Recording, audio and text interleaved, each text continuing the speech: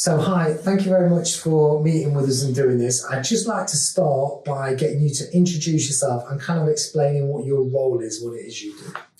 Well, my name's Christine Haywood, and I work for an organisation called the Amber Factory, which works alongside Derbyshire County Council Virtual School. Virtual School is a school which is specifically in place to look after young people who are in care. And they work to ensure that each young person in care is accessing education. And that education be formal education or non-formal education. But going back in time, I started working within education, much more informal, in an informal setting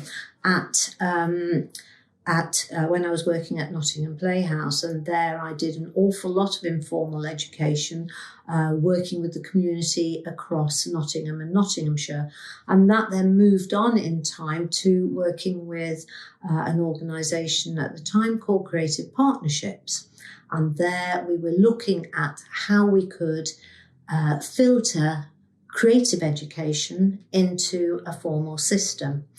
But obviously creative education is non-formal as well, because it's enabling all those young people who can't access education in a formal way to access it in an informal way, which has helped them an awful lot. So that's initially how I then moved on from working in that area to working with the virtual school, to then look at how we could engage young people who weren't accessing any education at all into accessing some form of education.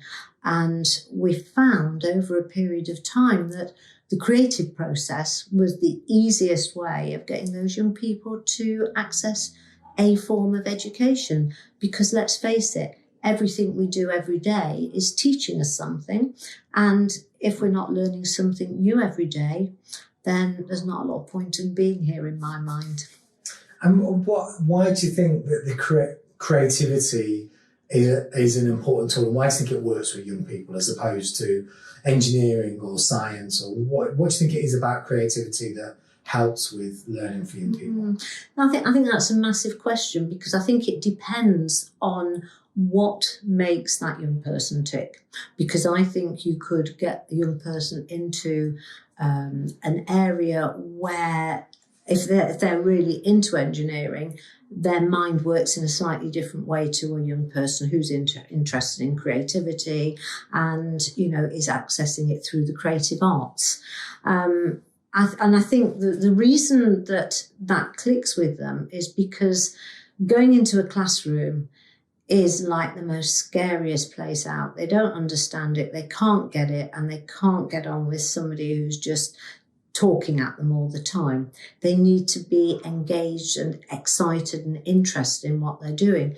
So I think that creativity is one of the big keys, but creativity is so broad, so I don't think it really matters. This is why I say I think you can easily use engineering, and you can easily use mechanics, you can use sort of absolutely anything that young person's interested in to enable them to access education.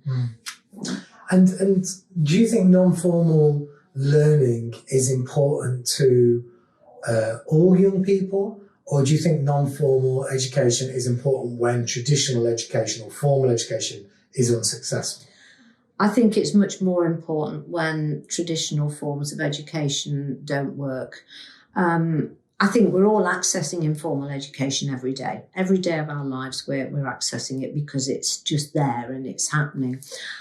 But I think it's especially necessary for those young people who can't access formal education. I really think that their mind doesn't work in that sort of way. And we also, because we all have different ways of learning. We all absolutely have different ways of learning. And I think one of the reasons I can kind of completely understand the complexities of young people who can't cope with formal education is because I'm completely dyslexic. And when I was at school, I was always told I was really lazy and stared out of the window and didn't get on with the work and the writing and the reading, because I couldn't read properly, I couldn't write properly, I couldn't spell. But as soon as somebody was talking to me, I could take all that in. And, you know, I think in the past, non-formal education was probably used more than it is now. So you were learning through, you know, sort of subject, not through subject areas. You were learning a whole mix of things through perhaps going to a place. So you'd learn about the geography of the place, you'd learn about the history of the place, and you'd learn about, you know, you'd do creative stuff that went with it. So it meant that even if you couldn't access what they were talking about in a formal way, you could access it through being creative and drawing and, you know, sort of even drawing maps. They kind of help massively through that non-formal way. So I think a you know, sort of almost project-based learning is much more accessible because you can mix everything in there and you can allow that young person to, you know, use what they find useful and how they can learn. And then once you know how that young person learns, you can actually just gently help them along that route. And you mentioned dyslexia, and for people that might not have had much experience of anything other than formal education, or, you know, in a kind of a way that it's been set up, what are the other kind of common groups of young people that you've worked with or supported, or you've seen successfully supported through non-formal education? Well, the groups mainly that these days that I work with are all young people who've care experienced. And a lot of the reasons that they can't have or struggle with formal education is because they're often struggling with having lots of issues around themselves. You know, they're often struggling from you know, post-traumatic stress, and that just has such a massive impact on their lives. And they're trying to come to terms with everything that's happened to them. So being expected to sit there and just listen and get on with it is not realistic for them. So they absolutely need to have somebody who understands what it's like to not necessarily be able to do all those traditional things. And I think also within education, one of the biggest problems is, and I'm digressing here a little bit, but I think it's the fact that they've decided that one size fits all, and it doesn't. It really doesn't. So, and they've lost the ability to be inclusive, create an inclusive education format. It just isn't there anymore. And do you think it's about more traditional formal education, learning how to kind of embrace and incorporate non-formal education practices in the way it works and changing, or is it important that you have two separate things? Is it important to have two separate offers? I think it is. I personally feel it's important to have two separate offers, because if somebody is, and the reason I say this is because most of the young people that I work with who are having the biggest problems are usually the most intelligent young people. And they just can't deal with learning in that formal way. So they become disruptive. They kick off. They're not being stretched as well. And they're just finding that whole scenario so complex. And it leads to them being completely confused about what learning is and how you can move on in that whole sort of, in that whole field, in that whole area. So, for example, I am working with a young person at the moment who, for various reasons, obviously is care experienced, and they have issues around being excluded from school. And at the moment, there is no school that will accept that young person. Yes, they've been trying to ensure that this person gets back into education, but actually it's not going to happen because we're already year 11 and we haven't been in school for about 6 years. So what can, it's just not going to happen for that young person, but we still need to ensure that that young person has something which will impact and help them. So at the moment, working with this young person, we're writing songs, we're looking at the emotional side, looking at how we can, ways of coming to terms with that, the issues that that young person has, and also just trying to get an understanding of why, sort of using non-formal education is actually working so well with her. And that is all due to the fact that we're working at the young person's speed. We're working in an area that that young person's interested in. They're achieving in it and suddenly realising that they can achieve as well, which is the other most important thing. And confidence is growing. Conversation is growing even, which is another amazing thing. Eye contact's growing. And slowly, through building up a relationship and having confidence in their own ability, we're now enabling that young person to start to flourish and start to understand that they have got an awful lot to offer. But it all takes time. You can't expect this sort of thing to happen in a couple of weeks. You've got to build it up slowly. And is it about the activities on offer and the way things are that they're delivered, or is it about, kind of, you mentioned about it's at their pace? Is it about their ownership over the learning journey? Is it because it's on their terms, or is it about the things that they're learning? Was it a combination? Or? I think it's a combination. I think very much it's relationship initially, making them feel that they're in a safe place, enabling them to work at their own speed, and enabling them to understand that there isn't a right and a wrong way. It's about what they are able to achieve and what they are wanting to say with that time.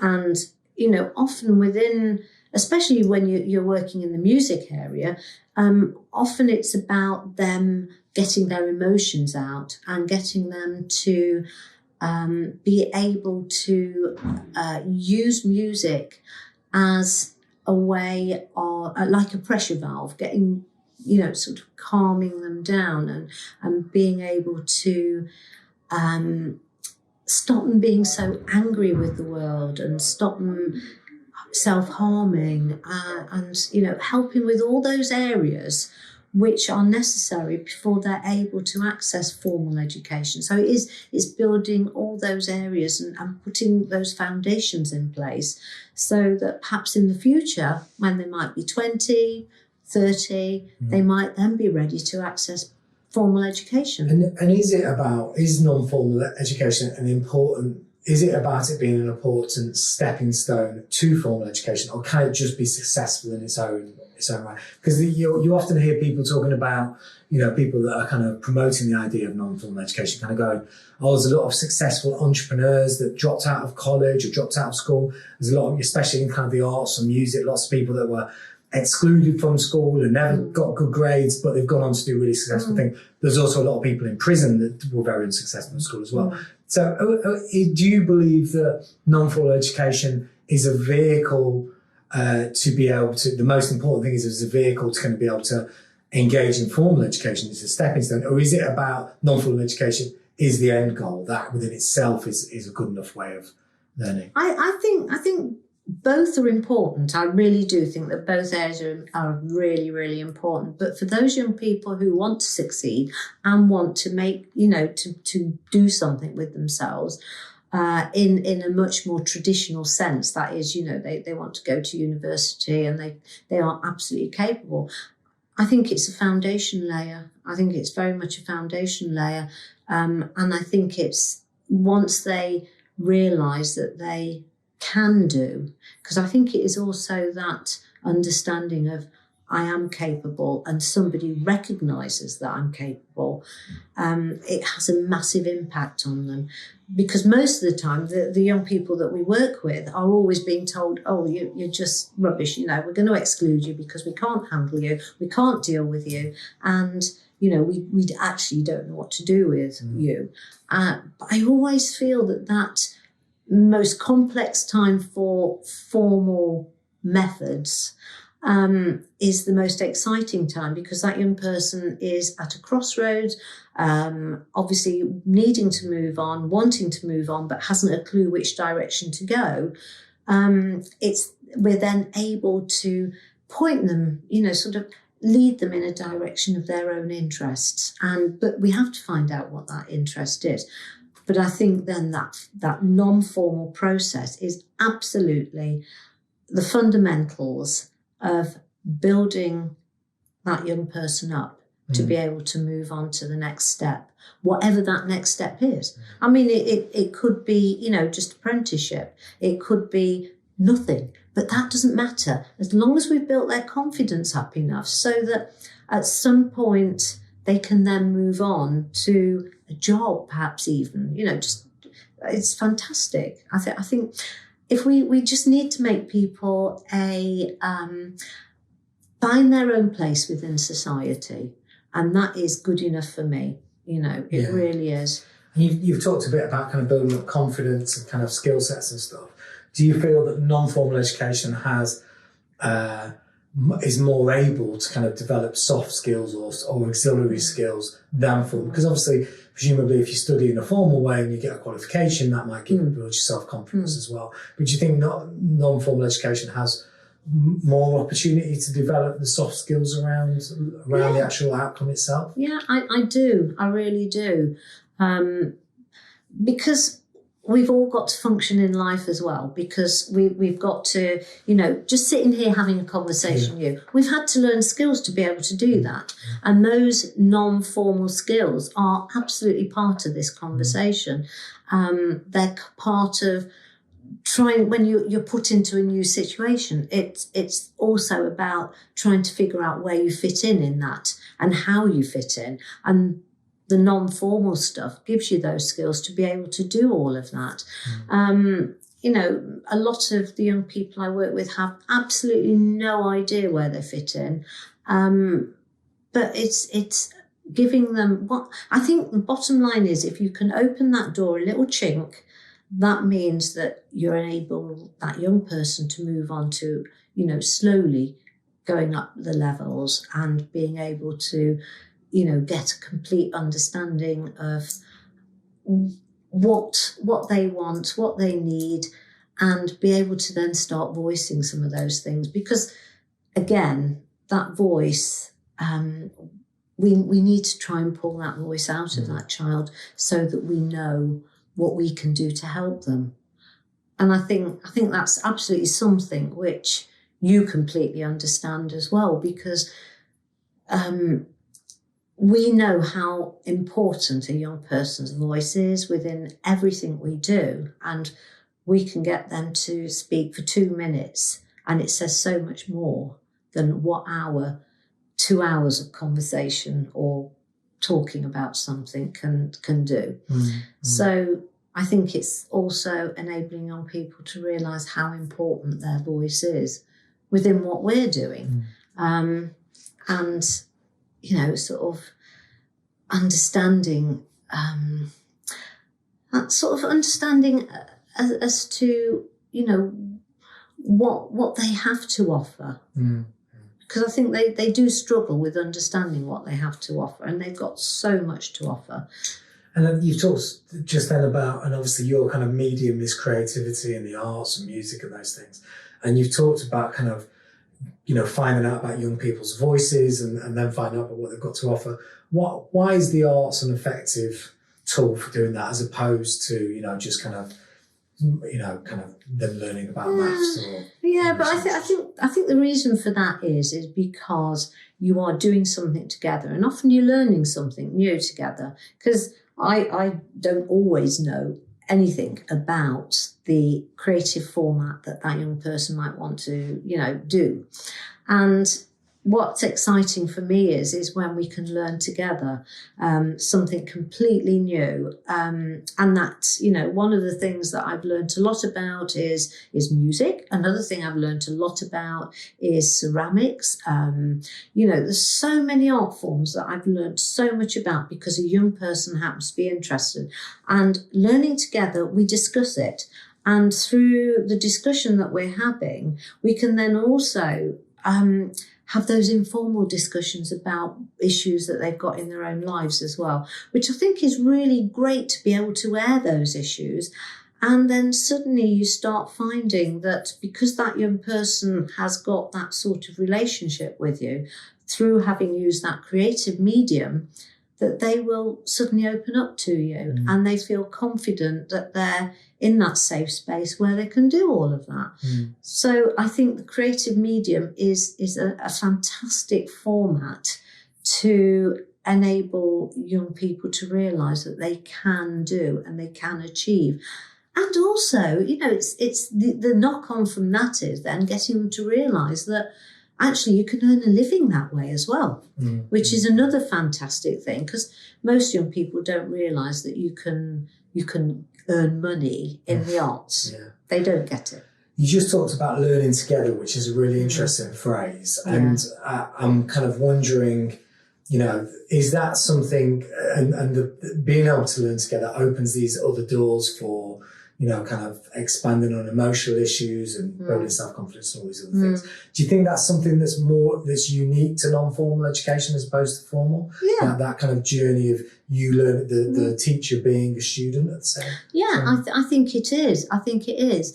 And what makes that particular format so exciting is because often you'll find that the young person has more ability to think in a much broader sense than what you do as a creative practitioner, because, you know, in certain ways I think we can become a bit narrow as we get older, and we've been working in the arts for a long time, but their mind is still really open to new ways of working, new ideas, and it's really exciting because suddenly you think, I wouldn't have thought of doing it that way, but you know what? That is a brilliant way of doing it, and it's so much easier.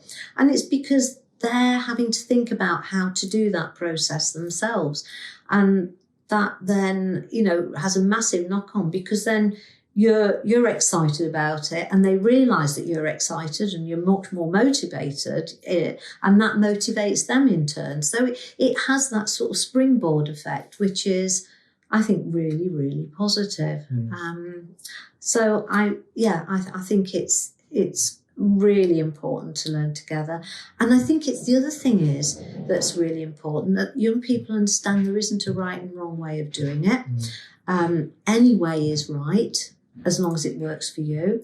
And, you know, we can actually, you know, sort of move on together, and we can build together and we can grow together in that format. And I just think that's really exciting. And, you know, I don't think a lot of young people realise that we as supposed educators are having to learn all the time ourselves.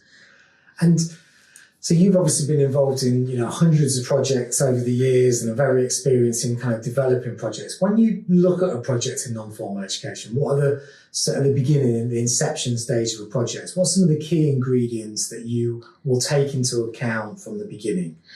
Well, I think the most important thing, and this is the thing that usually happens, is a young person will come up to us or to me and say, I'm really interested in I'm just going to use any old format, and this time I'm just going to say in performing. Okay, right. So you're interested in performing. So, oh right, yeah, that's great. I'm going to take that idea away and just see what comes up, and who, you know, people within other creative areas I can work, you know, who we can work with. So the initial idea will often come from a young person, which I think is fantastic, because it then also makes them realise that we're actually taking them seriously.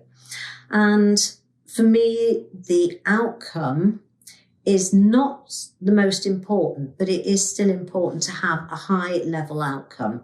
So it's not just any old thing that you end up with. So I think it's really important to have a high level outcome.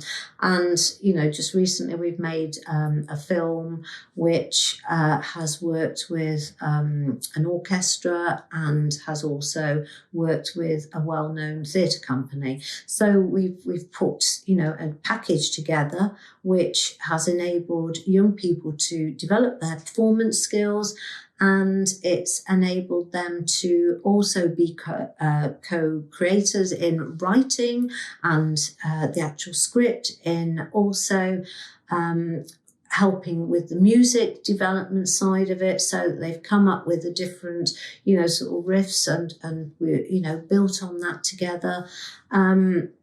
And, you know, the outcome being an amazing film, which is just fantastic.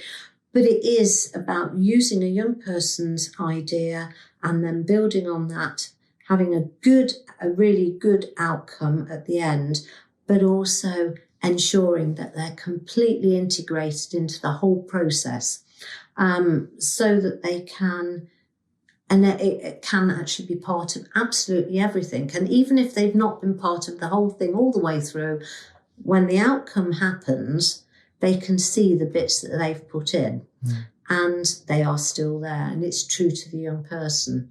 So I think those sort of things and enabling young people to do are absolutely key. I just want to ask you as well, if you know, kind of think about your career and when you got started, and I appreciate a lot of people might be watching this who are interested in non-formal education. They might not have had much experience, or they might have experience as a participant, but may have never set up any non-formal education. What are the things that you feel like you've learned that you wish you knew? You know, if you could rewind and speak to Christine from 20 years ago and kind of go, make sure you take the, you know, what are the kind of some of the key lessons you've learned that it took you maybe a long time to learn that you wish you'd known at the time? I think the first thing is to not come up with a solid, not come up with the ideas yourself. Okay. Follow young people, what you know, their thoughts and ideas, because you've already they've bought into it, and because it's come from them. So I think that is absolutely one of the key things. Find like-minded people who are really happy to truthfully take the young person's voice on board all the way through the process, so that that is fundamental to what you're putting into the work itself. I think then next to that is to, I think, ensure that everybody who is part of that process has the ability to build a truthful relationship with that each young person in the room. So so there is a very common and level understanding. And then just finding a safe space to work where young people feel comfortable and confident. Make sure that they're nurtured, make sure that they're fed. So nurtured mentally, but also fed physically, because young people, they need brain food. You know, it's absolutely essential. And then just don't push people in any direction. Just enable them to be, and have that sort of comfort zone. I think, I know it's a really strange one, but I still sometimes look back and think, how did I manage to get that young person to just feel so comfortable? And I sometimes think there's a bit of oofle dust involved somewhere along the line as well. And I don't know quite what the oofle dust is, but I think it is about you just accepting that young person for who they are. And, you know, what they would like out of it all. So you talked about the importance of it being a credible, you know, end product, not just being, you know, we're going to do this, but actually having something of real worth working towards. How much is, with non-formal education, how much is it about the process and how much is about the product? What's the importance? I think the most important is the process, because the process is fundamental. It's absolutely fundamental. But having also said all of that, unless you have a real life experience, because I think most of the projects that we do need to have a real life experience as an outcome, because it's kind of a bit, because we're working within an education environment, they need to know that it's worthwhile doing. Because if they don't feel it's worthwhile doing the programme or the project or whatever, then, you know, what is the point in doing it? And also, when they see that project at the end of the day, just as an example, we did an amazing installation, which was part of the Royal Horticultural Society's Chatsworth event. And when those young people saw all the things that they had made and saw the outcome in this amazing setting up at Chatsworth with the big house in the background, and they saw all the other work that was there, along with the gardens that had been created by really prestigious garden designers, and they suddenly realised that their piece was part of that, and also saw the Duke sort of next to it and looking at it and being interested in it, that then made them realise that actually their work had worth. And I think that sort of thing is so important to young people. It really does. And like the film we made just recently, a young person spotted that her name was on the credit list. And the boost that gave to that young person was massive. Yeah. Absolutely massive. Never seen their name in credits before. So those sort of things. Is there any, just to kind of wrap up, is there any project over all the years that sticks in your mind, either as one that was particularly challenging, that you had a big learning curve, oh, I'm sure there's lots of those, or one that you just feel kind of really made a difference? Is there anything that you kind of, one of those moments that you kind of always think back to as... I think one of the key things that I did a number of years ago was a project with 4 young people who wanted to tell the story about why they went into care. And a very, very strong story for each young person. But I was really proud of that project, simply because it enabled those young people to have a voice and to tell the world why, and it wasn't their fault. Because most of the young people who go into care, there is a massive stigma, because people always think it's the child's fault when it isn't. 99% of the time, it's adults around them. It's their fault that the young person's in care.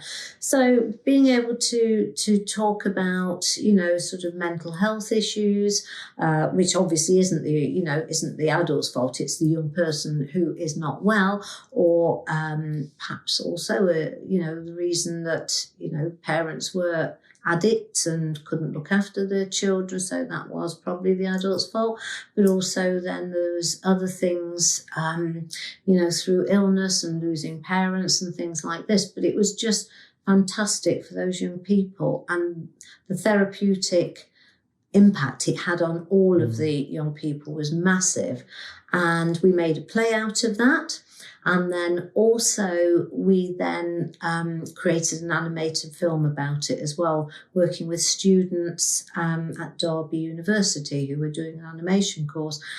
And that animation film, now I've looked back at it a few times over the years, and it is just so powerful. And those young people, one of which, when I started working with one of the young people, wouldn't speak to anybody. They used their creative mentor as their voice. By the end of it, that young person was acting, was performing, was doing voiceovers for a film, and it was just amazing. absolutely amazing what they've managed to achieve. And that was all using non-formal education, using a process that they come up with, their idea.